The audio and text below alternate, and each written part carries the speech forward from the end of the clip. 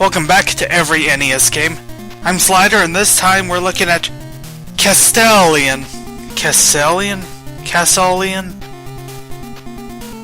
This game. This is an interesting game, I'll say that much.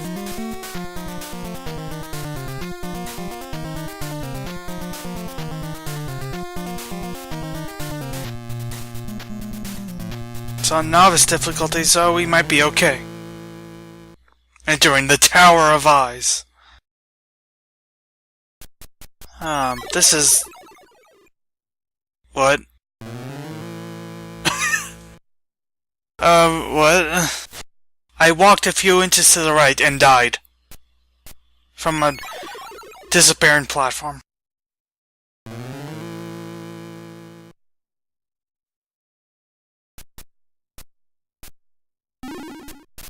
Yeah, so the first thing you might notice about this game is that it has a weird rotating thing going on. We're rotating around a tower. And dying. You already gotta continue, oh my god, what? So yeah, that is an interesting little thing about this game, is the...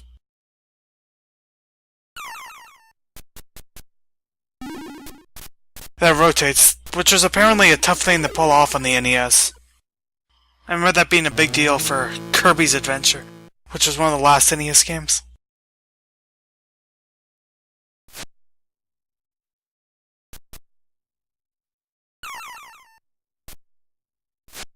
Now, a big problem here is that this thing is invincible and keeps knocking you into the pit.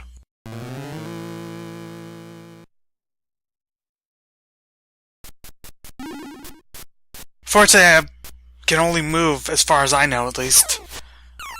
At this point, I had no idea how to jump. You can jump, but none of the buttons would do it, and then there's just this attack that doesn't seem to be working on anything. So I had no idea what to do!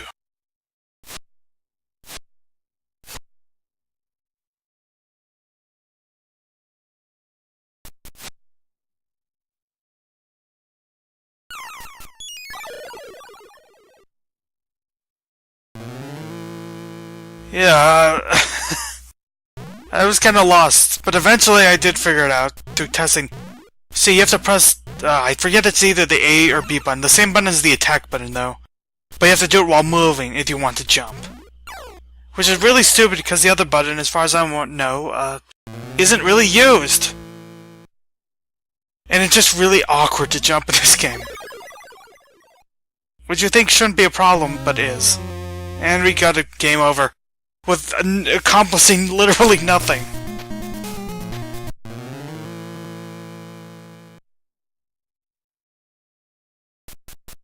But yeah, I dumped it to the pit.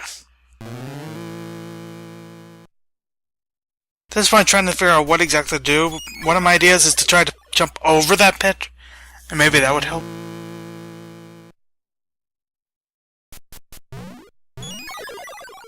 But it keeps knocking me into it.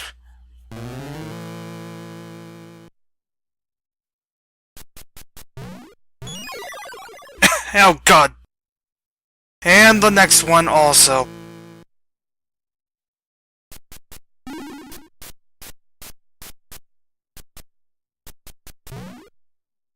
Oh, eventually I did figure out you're supposed to go on this little thing.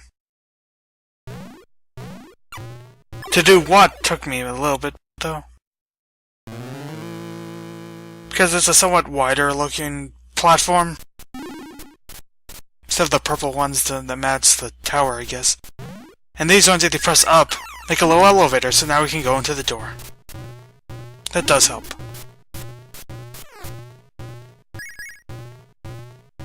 Thankfully, the elevator went back down just in time for us to avoid that thing.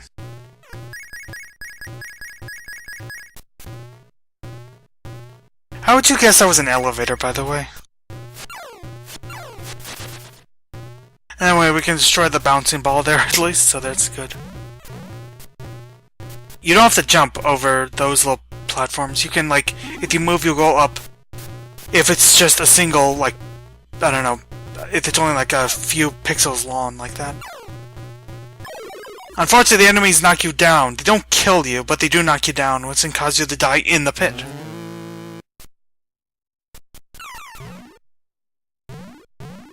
Fortunately, I had some idea how to do this, but with the really kind of awkward controls and these bizarre, unexplained everything going on, it took me way too long.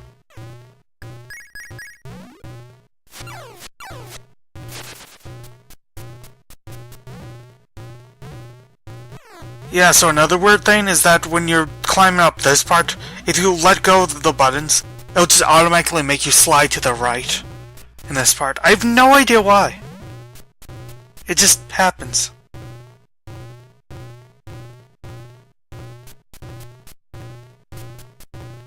Trying to see if I can make that annoying blue thing show up, but no. No, get away, get away. And unfortunately, it knocked me down, and it knocked me down again, and then I died. Yeah, this game is kind of insane. Kind of... I don't even know what. Very trial and error, I would say.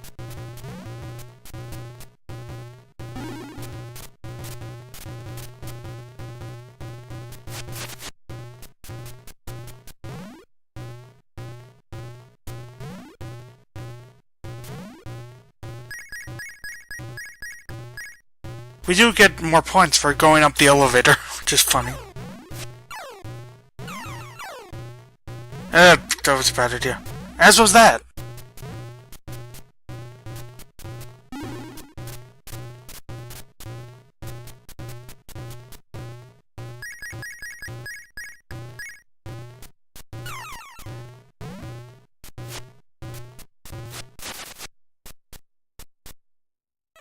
Yeah, get out of our way. Now that'll cause that to fall so we can land in the elevator and get up here. Unfortunately, that happens. So once again, it's not entirely sure on what I should do next. And unfortunately, this is gonna knock me down even further.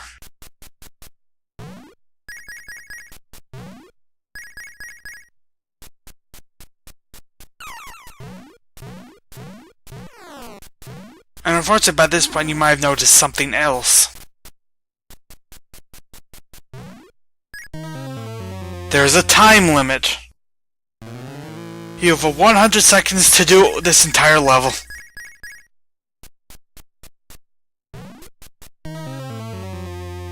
This is a recurring problem.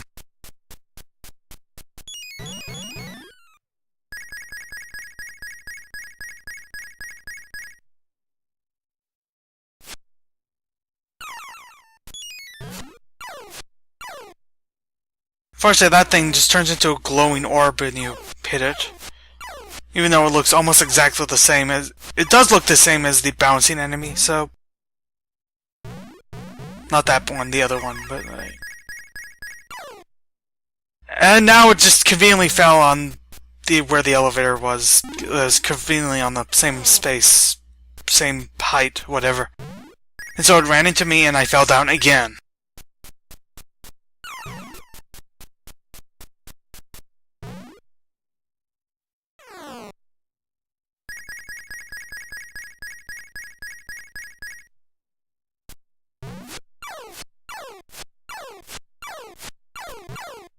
Yeah, thought running into it might have done something, but no.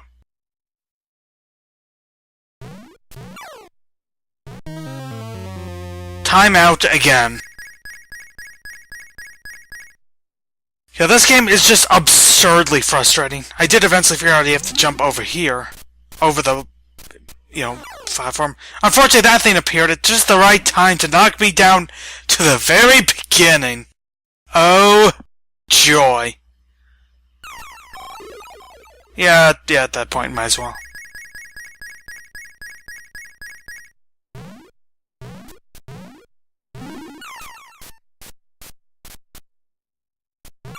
Come on, I wanted to jump over the... I just...